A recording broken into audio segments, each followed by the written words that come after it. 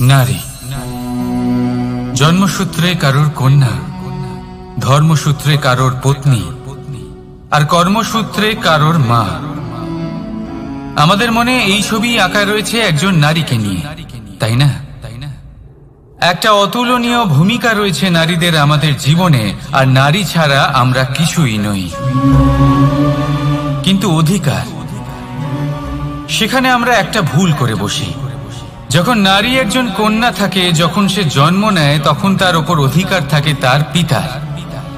আর তারপর যখন বিয়ে হয়ে যায়, তখন তার অস্তিত্বের উপর অধিকার থাকে তার স্বামী।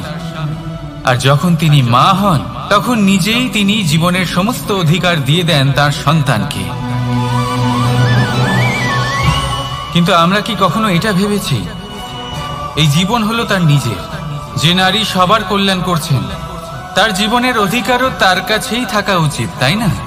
তার নিজের জীবনের সিদ্ধান্ত সে নিজেই নিতে পারেন, নিজেই নিজের ভাগ্যের রচয়িতা হতে পারেন। আর এর জন্য আমাদের নিজেদের পাল্টাতে হবে, দৃষ্টিভঙ্গি পাল্টাতে হবে।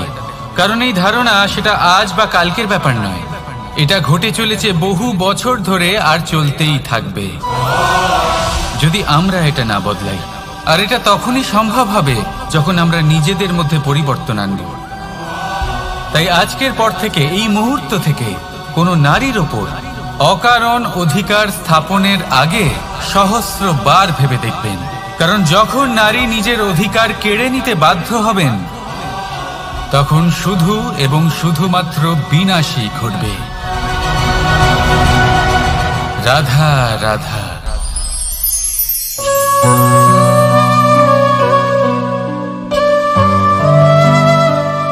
নারী, পুরুষরা যাকে নাম দিয়েছেন ত্রিয়া, কেন দিয়েছেন, কে দিয়েছেন, কেউ তা জানে না। কথায় আছে, পুরুষরা ভাবেন যে ত্রিয়া, ভাবেন একরকম, বলেন অন্য কিছু, আর করেন অন্য কিছুই। কিন্তু সত্যিটা কি এটাই? আসল সত্যি হলো এটাই যে ত্রিয়া হলো সেই চরিত্রহীন পুরুষ, আর কেউ নয়। সেই পুরুষ যারা নারীকে বলেন যে আপনি হলেন মা, আপনি হলেন দেবী, আপনি হলেন বোন।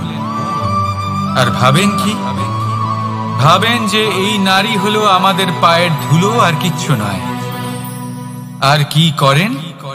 ওনাদের মাথায়, ওনাদের খোপায় মালা পরিয়ে দিয়ে ভাবেন যে ওনারা হলেন তাদের পায়ের ধুলোর সমান। একজন নারীর সম্মান ভঙ্গ করেন, তাদের দাসী মনে করেন। ভুলবেন না, যত্র নারীয়াস্ত পূজ্যন্তে রমন্তে তত্র দেবতা। অর্থাৎ যেখানে নারীকে পুজো করা হয়, সেখানে ঈশ্বর বাস করেন। আর যেখানে নারীকে অপমান করা হয়, সেখানে ঈশ্বর এবং ভাগ্য এই দুই রুষ্ট হয়। মনে রাখবেন, যদি নারী কল্যাণকারী হতে পারেন, তাহলে নারী মহাচণ্ডী রূপও ধারণ করতে পারেন। যদি একজন নারী মাতা হয়ে জন্মদান করতে পারেন, তাহলে নারী মৃত্যু হয়ে বিনাশও করতে পারেন। যেখানে নারী অপমানিত হবেন, সেখানে মহান ভারতও মহাভারতের পথে অগ্রসর হতে পারে। তাই মনে রাখবেন, নারীর অপমান যেন কখনোই না ঘটে। আর যদি কোথাও নারীর অপমান হয়, তার অর্থ হলো আপনার বিনাশ আপনার দিকেই আসছে। আর এটা হলো তার প্রথম পদক্ষেপের প্রথম পদধ্বনি। রাধা রাধা। যদি সন্তান কোনো দুষ্কর্ম করে, তাহলে সেই অপরাধ শুধু কি সেই সন্তানের? না, যদি সন্তান দুষ্কর্ম করে, তাহলে অপরাধী তার মাতা পিতাও, যারা পুত্রমোহর কারণে সেই অনুচিত কাজে তাকে বাধা দেননি।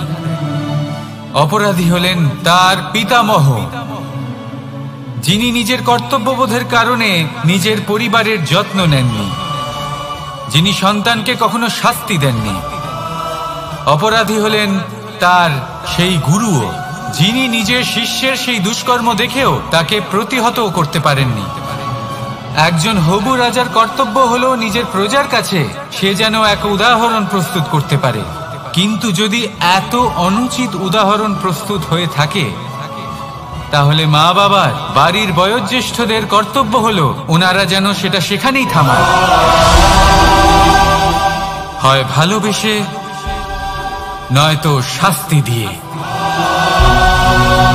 যদি না থামানো হয়, তাহলে মহাভারত অবশ্যম্ভাবী।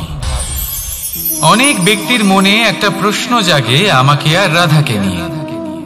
বলেন যে না আমি আর রাধা একসাথে থাকি, না আমাদের বিয়ে হয়েছে, আমি এখানে দ্বারকাতে ও ওখানে বর্ষণাতে, তাও এত ভালোবাসা কি করে? এ কেমন সম্পর্ক? আমি তাদের একটা সহজ কথা বলতে চাই। আপনি কখনো আয়নার দিকে দেখেছেন? নিজের দুই চোখের দিকে তাকিয়ে জিজ্ঞাসা করুন, এই দুই চোখ একসাথে কেন বন্ধ হয়? একসাথে কেন খোলে? একসাথে কেন ঘুমোয়? একসাথে কেন কাঁদে? আজীবন কোনো এক মানুষের সাথে সম্পর্ক রাখা অবশ্যই সম্ভব, তাদের সাথে দেখা না করে। আমার আর রাধার ভালোবাসাও কিছুটা এরকমই, আর কিছুটা এরকমই হয় ভালোবাসা দুই নয়নের মতো, যারা কখনোই মিলিত হবে না, কিন্তু চিরকালের জন্য একসাথে জুড়ে থাকবে। এই অনুভূতি নিঃস্বার্থ হয়, আর এই নিঃস্বার্থ ভালোবাসা আপনাকে আনন্দের পথে অগ্রসর করে। জীবনে সবসময় নিঃস্বার্থভাবে ভালোবাসুন, শুধুমাত্র আনন্দই পাবেন। তাহলে আসুন আমার সাথে নিঃস্বার্থভাবে ভালোবেসে বলুন, রাধা রাধা। মানুষ, কোন ব্যক্তির নির্মাণ হয় কিভাবে?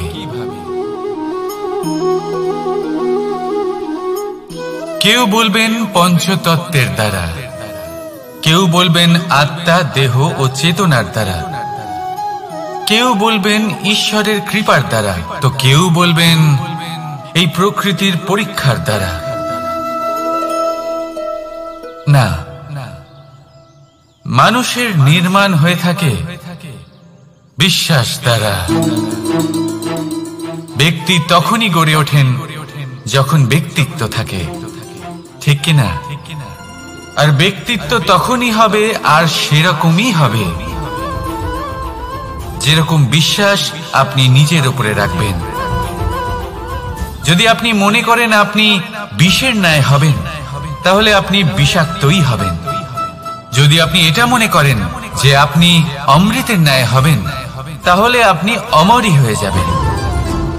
যদি আপনি নিজের উপরে বিশ্বাস রাখেন যে আপনি সংসারের সব থেকে উঁচু পর্বতের শিখরে পৌঁছতে পারবেন, তাহলে আপনি অবশ্যই পৌঁছবেন।